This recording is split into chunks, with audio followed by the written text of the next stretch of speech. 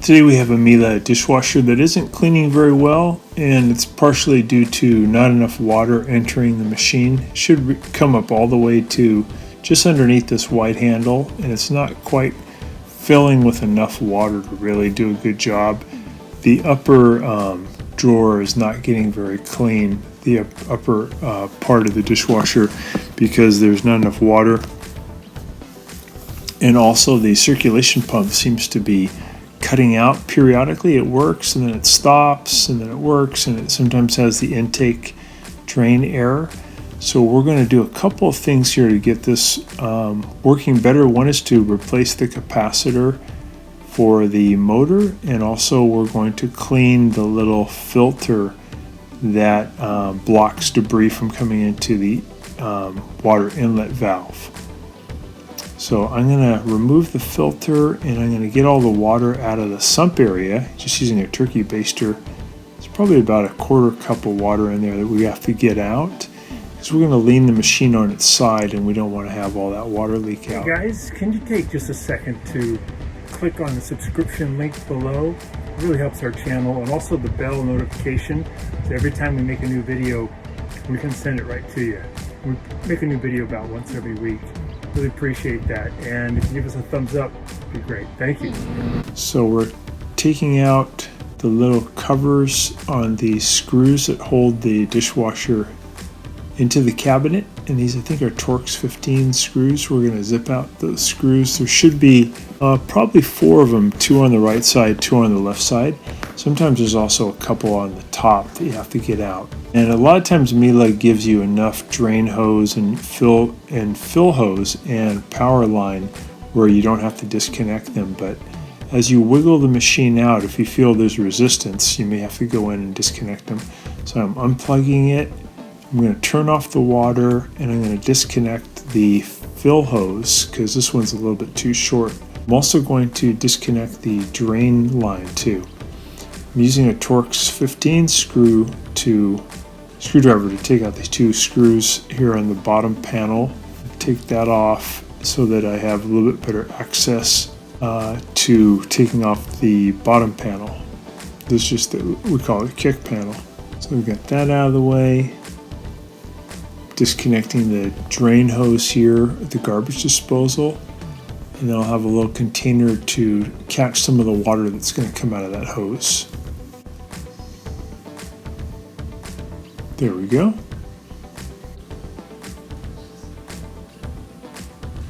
So I'm disconnecting I have the water turned off, and now I'm disconnecting the fill hose. I have to sped up a little bit. And now I can get the dishwasher out further and lay it on its left side. Then I'm going to take the bottom panel off by removing 4 Torx, I think they're Torx 15 screws. There's 2 here at the bottom.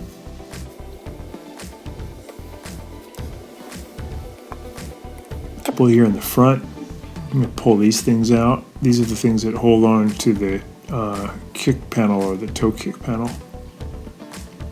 I'm going to take out that Torx 15, take out one here, and I'm going to loosen a couple of little ones here in the front too. I don't have to take them out, I just want to loosen them up a few turns. I'll loosen these 2.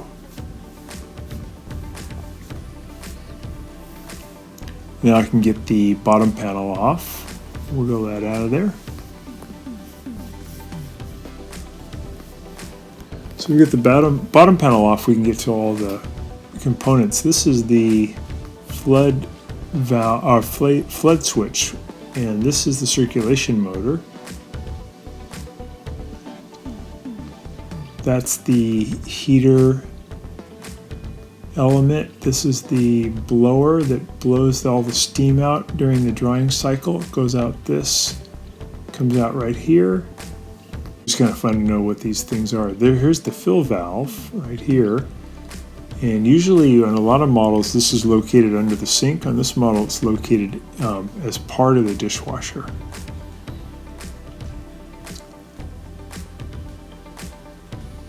And that is the drain pump right there.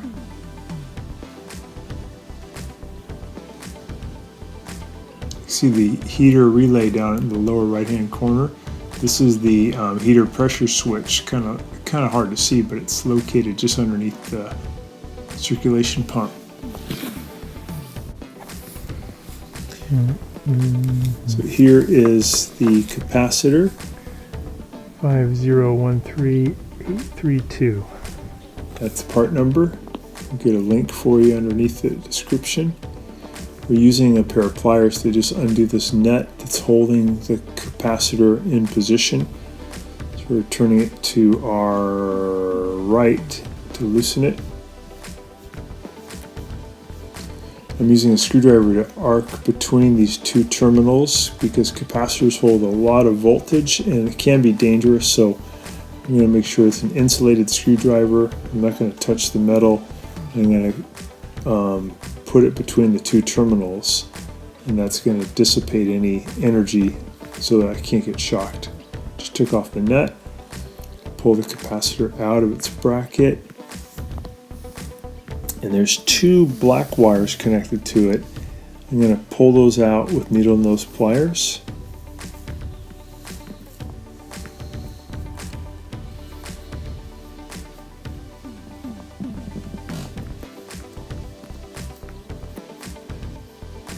I've got the new capacitor right here. I'm going to put my two black wires on those same terminals, make sure they're fully seated all the way in.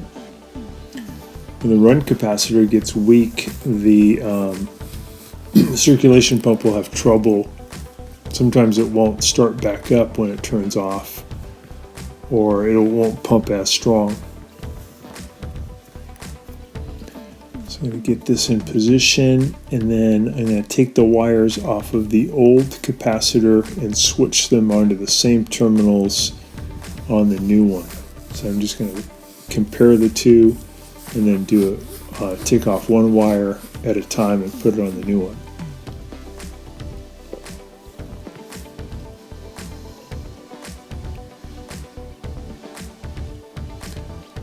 So a lot of Miele dishwashers, if they get the F14 error, sometimes putting on a new capacitor will cure that because they'll get the circulation pump pressure back up. Miele USA, and tell them your model number, they'll be able to send you a capacitor in the mail. Okay, that's on, old one's out of there. We're going to put it back up in position and add that nut to hold it. So you could use pliers or a crescent wrench or an open end wrench to tighten it up. I think it might be a 10 millimeter.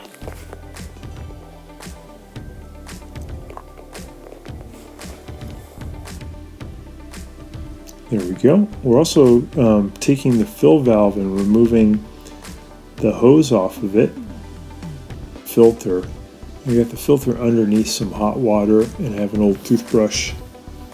I'm going to clean off all the junk. It was probably 50% occluded with debris that was keeping the volume of water from getting through. Computer only opens the valve for a certain amount of time, and if it's a clogged filter, you won't get enough water. We'll put the filter back in and then add the hose back on, get it nice and tight. When the water fills, it should come all the way up to just underneath the white plastic filter handle. If it's not coming up that high, you may need a new fill valve, but before that, first try cleaning that little filter with a pair of pliers, and then I'll just push it back into position inside the cavity. There we go. And then we can add the bottom plate back on. Get it all lined up, and we'll add those 4 Torx 15 screws. Going to line up that bottom panel and add those 4 screws back in, and then have to tighten a couple of the little screws near the middle.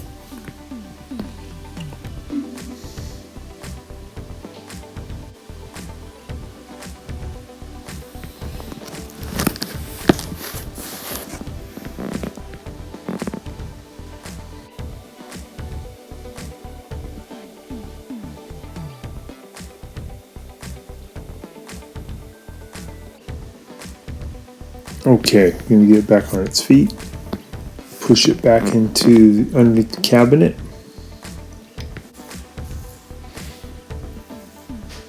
Tighten up that fill line and turn it back on, plug it back in. We got the drain hose hooked back up. Just give it a little test. Yeah, so it looks better. We got more volume of water moving around and the pump sounds stronger.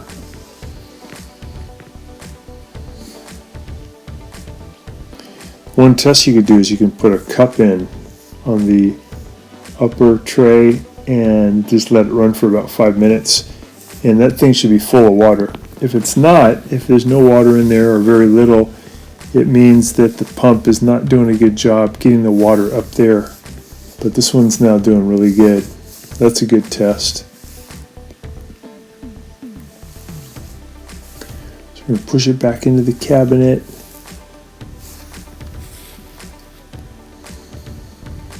I'm going to tighten up those screws that are holding it in. Put the cap back on. So there's 4 of those we have to do. Put the lower tray back in. And I'm going to take this drain hose, I'm going to pull it more of it underneath the sink. I'm going to bend it in a high arc up above the garbage disposal. This will prevent dirty water from the sink flooding the sink and then flooding the disposer and then flooding through the line into the dishwasher. Now with it in a big arch, it can't flow backwards, so dirty water from the sink cannot pollute the dishwasher. So that's an important thing to do. So I'm going to turn these feet to my left, and that's going to raise the dishwasher up higher up into the cabinet. I'll go ahead and put the toe kick panel back in, add those screws, and it's back working good. Thanks for watching. Thanks so much for watching our video. Please leave any comments or questions in the comment section below. Really appreciate that. We have a really nice video coming up for you right here that I think you'll enjoy. Very similar, dealing with appliance repair. So thanks again for watching our video.